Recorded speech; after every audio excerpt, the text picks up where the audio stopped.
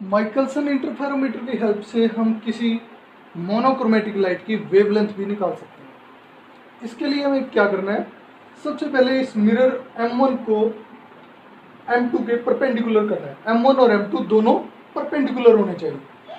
अब परपेंडिकुलर होंगे तो इनके बीच में एयर फिल्म जो होगी वो पैरेलल आएगी। ये दोनों M1 और M2 डैश, मैंने आपको बताया था कि M2 dash is the virtual image of M2। तो एयर फिल्म जो इनके बीच में बनेगी वो पैरेलल होगी और हमारे पास जो फ्रिंजेस आएंगी वो सर्कुलर होंगी, सेंटर डार्क और alternatively bright dark fringes are obtained. अब इसके लिए हम सबसे पहले क्या करेंगे, M1 को ऐसे एडजस्ट करेंगे ताकि हमारे पास फील्ड ऑफ व्यू में कोई ब्राइट फ्रिंज आ जाए।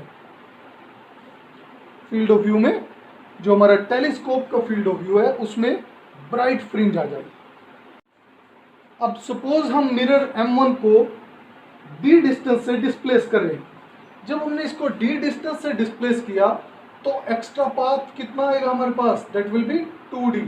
2d कैसे आया, जो ये रेज हैं अब यहाँ की बजाय यहाँ जाएंगी और रिफ्लेक्ट बैक होंगी, तो d डिस्टेंस वो यहाँ तक जाने में लेगी और d डिस्टेंस आने में, तो टोटल पाथ एक्स्ट्रा पाथ कितना हो गया 2d। Extra part is 2d। तो 2d equal to n lambda.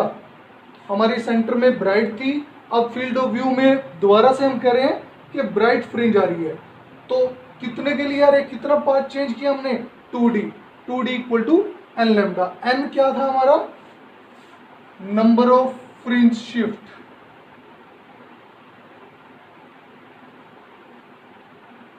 Lambda wavelength of light used. तो यहां से लैम्डा ही हमें निकालना है, lambda equal to 2d upon N.